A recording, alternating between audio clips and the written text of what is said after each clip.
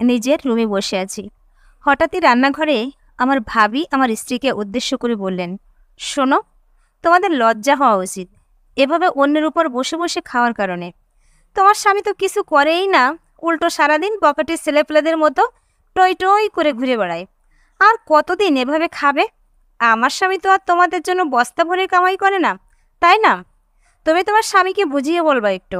জায়গা জমির ভাগ পেয়েছে বলেই যে অন্যের কামাই খাবে, এটা কেমন কথা?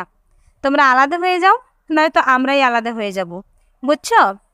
ভাবির এমন কথায় রায়সা বেশ ইতস্তত ভঙ্গিতে বলল, না না ভাবি, আপনারা কেন আলাদা হবেন? বড় ভাইয়া সেই তরুণ বয়স থেকে এই বাড়ির প্রতিটি মানুষকে নিঃস্বার্থভাবে দেখে এসেছে। সেই হিসেবে আপনারাই এই বাড়ির উপযুক্ত অংশীদার। আপনি একদম চিন্তা করবেন না। আমি আপনার দেবরকে অচিরেই একটি চাকরি না হোক অন্ততপক্ষে একটা কাজ হলেও করতে বলবো। আর আমারও লজ্জা হয় এভাবে অন্যের উপর বসে বসে খেতে। চিন্তা করবেন না, কিছুদিনের মধ্যেই আমরা আলাদা হয়ে যাব।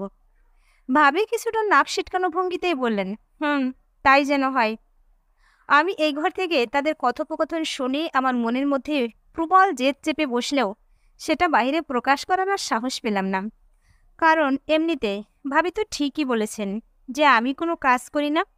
তবে একটা চাকরির জন্য যে কম চেষ্টা করে যাচ্ছি তাও কিন্তু মিথ্যে নয়। তাছাড়া এভাবে প্রতিনিয়ত আমার স্ত্রী অপমানিত হওয়াতে আমার মনেও বারবার কড়া নাড়ে। ভাবির কাছ থেকে এমন অপমানজনক কথা শুনে প্রত্যেক মেয়েরই তার স্বামীর প্রতি ভয়ঙ্কর রাগ ছাড়ার কথা ছিল। কিন্তু অবাক করা বিষয় হলো, রাইসা রান্নাঘর থেকে আমাদের রুমে এসে নির্লিপ্ত ভঙ্গিতে গোসলে যাওয়ার প্রস্তুতি নিচ্ছে। আমার মনে হলো এতক্ষণ যাবৎ ও ভাবির মুখ থেকে যে কথাগুলো শুনলো সেগুলো সে গায়েই মাখেনি। নীরবতা ভেঙে আমি বললাম, ভাবি কি বললো তোমাকে? রাইসা জানে ভাবির সমস্ত কথাই আমি শুনেছি, তবু সে আলনার কাপড়গুলো গুছাতে গুছাতে বলল, কি আর বলবে, প্রতিদিনই যা বলে সেটাই বলেছে। তোমার খারাপ লাগে না এসব শুনলে? লাগে মাঝে মধ্যে, তবে স্বামীর অসহায়তাটাও তো দেখতে হবে, তাই না? তুমি তো চাকরির জন্য চেষ্টা করছোই, কিন্তু যদি না করতে তবে বেশি খারাপ লাগতো। মেয়েটির এমন কথায় আমি ওর মুখের দিকে অবাক নয়নে তাকিয়ে থাকি এবং প্রতিবারই মনে হয় প্রভু হয়তো ওকে এক্সট্রা কোনো উপকরণ দিয়েই তৈরি করেছেন। রাইসার মতো এতটা ধৈর্যশীল মেয়ে বাস্তব জীবনে আমি খুব কমই দেখেছি। আমি তখন সবে অনার্স সেকেন্ড ইয়ারে পড়ি। আমার বাবা মারা গিয়েছিল আমার শিশুকালেই। আর সেই থেকেই আমার বড় ভাই আমাদের মা ছেলের এই ছোট্ট সংসারের হাল ধরেছিলেন। আমার মা যখন মুমূর্ষু অবস্থায় বিছানায় পড়েছিলেন, তখনই তিনি বড় ভাইয়ের কাছে এক অনাকাঙ্ক্ষিত আবদার করে বসেন। মায়ের ইচ্ছা ছিল মৃত্যুর আগে আমার বিয়ে দেখে যাওয়া, কিন্তু এমন ছাত্রাবস্থাতে এই যুগে বিয়ে করাটা স্বাভাবিকভাবেই সমাজের শিক্ষিত মানুষের নিকট চোখে বিঁধে যাওয়া কাটা বই কিছু নয়। তবুও আমার হাজারো অনিচ্ছা সত্ত্বেও বড় ভাইয়া অনেক খোঁজাখুঁজির পর রাইসার মতো এমন নমনীয় মনের অধিকারী মেয়েকে আমার বউ বানিয়ে আনেন। যদিও কোনো পরিবারেই এমন অপরিপক্ক অনার্স পড়ুয়া ছেলের কাছে নিজেদের মেয়েকে সমর্পণ করতে চাননি, কিন্তু আমার স্ত্রীর বাবা না থাকায় ওর পরিবার অনেকটা সুযোগ সন্ধানীর মতোই নিজেদের মেয়েকে এ বাড়িতে বউ রূপে পাঠিয়ে দেন। আমার মা মারা যাওয়ার পর থেকেই আমাদের প্রতি ভাবির হিংসা বিদ্বেষ ক্রমেই বাড়তে থাকে।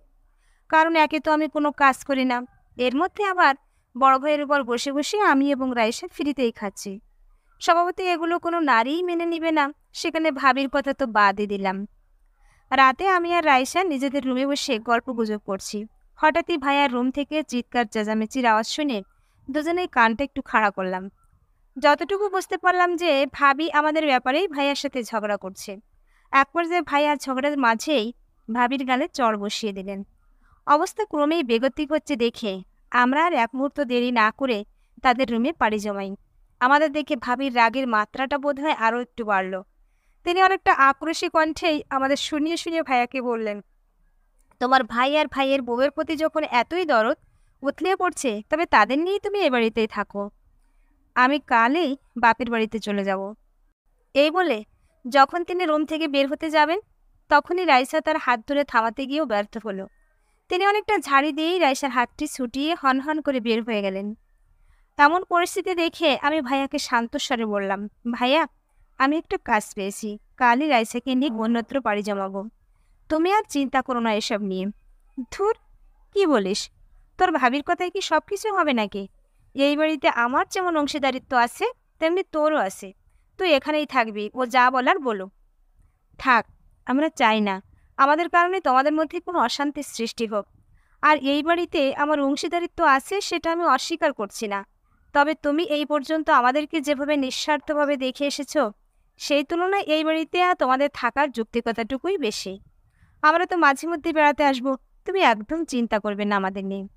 ভাইয়াকে সেদিন অনেক আত্মবিশ্বাস নিয়ে কথাগুলো বললেও পরবর্তীতে বাড়ি ছেড়ে চলে আসার পর বাস্তবতার কাঠিন্যতার মাঝে ভালোই আটকে গিয়েছিলাম। একজন শিক্ষিত ছেলের সিএনজি চালানোটা যে কতটা অপমানজনক ছিল, সেটা আমি খুব ভালো করেই বুঝতে পারতাম। তবুও কোনো কাজই অসম্মানের নয়, এই ধারণা মনে পুষে রেখে এবং আমার স্ত্রীর এই অসহায়ত্বের মাঝেও আমার পাশে থাকায় নিজের মনে এক অন্যরকম প্রশান্তি অনুভব করতাম। তবে এত কিছুর মাঝেও আমাদের সংসারের সুখের কোনো কমতি ছিল না। একটা সময় প্রভুর কল্যাণে আমি বেশ ভালো বেতনের একটা চাকরিও পেয়ে যাই। সেদিন আমার মনে হয়েছিল, ভালো কিছু পেতে হলে অবশ্যই পরিশ্রমের কোনো বিকল্প নেই। অফিস থেকে বাসায় ফিরেছি, হঠাৎই ভাইয়ার নাম্বার থেকে কল আসলো। রিসিভ করতে অপর পাশ থেকে কান্না মিশ্রিত কণ্ঠে আমার ভাবি বলে উঠলেন, তুমি তাড়াতাড়ি ঢাকা মেডিকেলে চলে আসো, তোমার ভাইয়া অ্যাক্সিডেন্ট করেছেন, প্লিজ তাড়াতাড়ি আসো। ভাবির কথা শুনে আমি অনেকটা না খাওয়া ভুলেই আমার স্ত্রীকে নিয়ে ঢাকা মেডিকেলে রওনা দেই। শেষ পর্যন্ত অজস্র চেষ্টা করার পরেও ভাইয়াকে বাঁচাতে পারেনি। ভাইয়ার এভাবে অকাল মৃত্যুতে স্বভাবতই আমার কষ্টের মাত্রাটা বেশ তীক্ষ্ণই ছিল বটে। আমার স্ত্রীও যে একমাত্র ভাসুরের এমন মৃত্যুতে কষ্ট লেপন করেনি তাও কিন্তু নয়।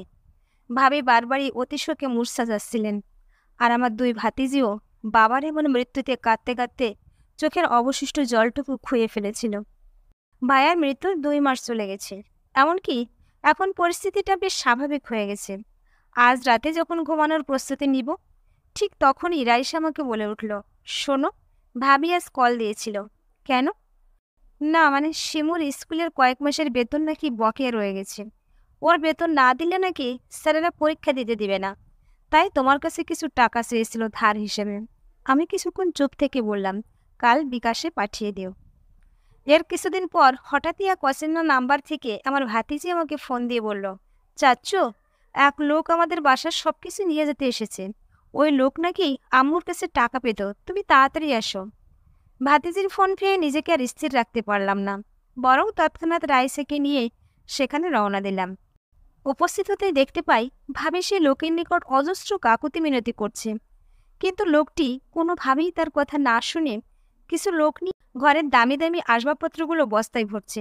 আমি এমন কাণ্ড দেখি এগিয়ে গিয়ে লোকটিকে বললাম, ওই মিয়া, আর একটা জিনিসে যদি হাত লাগে তাহলে খবর আছে। সবগুলো জায়গা মতো রাখেন। কত টাকা পাবেন বলেন? 10,000। ওকে, এই নেন। আর সব কিছু জায়গা মতো রেখে এখনই বাসা থেকে বের হন। অতঃপর লোকটি চলে যেতেই ভাবি কান্নায় রাইসার উপর ঢলে পড়লেন। পরক্ষণে কান্না মাখাস্বরে বললেন, তোমরা যদি আজ না থাকতে তবে আমার যা সম্মান ছিল তার সাথে সাথে ঘরের মালামালও ওরা নিয়ে যেত। আচ্ছা, আমি থাকতে আপনি ওদের থেকে টাকা ধার নিতে গেলেন কেন? আমি কি মরে গিয়েছি নাকি? তোমার কাছে আর কত টাকা ধার চাইবো বলো?